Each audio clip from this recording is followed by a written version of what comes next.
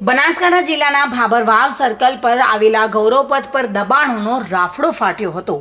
ભાભરના જાગૃત નાગરિકો દ્વારા વાવ રોડ પરના દબાણો હટાવવા માટે ભાભર નગરપાલિકામાં લેખિતમાં રજૂઆત કરવામાં આવી હતી, જેના પગલે આજે પાલિકા કર્મચારીઓ દ્વારા રોડ ડિવાઈડરના મધ્ય સેન્ટરથી 14 મીટરનું માપ કરવામાં આવેલ અને જેમાં વાવ રોડ પર બનાવેલા કેટલીક દુકાનો, છતો, ઓટલા અને સીડીઓ દબાણમાં આવેલ હોવાનું જણાઈ આવતા પાલિકાના કર્મચારીઓ દ્વારા 14 મીટરનું માપ કરીને લાલ કલરથી એરો મારવામાં આવતા દબાણકારોમાં ફફડાટ ફેલાઈ જવા પામ્યો હતો। આ દબાણો વેપારીઓ, રાજકીય આગેવાનો અને બિલ્ડરોના હોવાથી નગરજનોમાં અનેક ચર્ચાઓ થઈ રહી છે।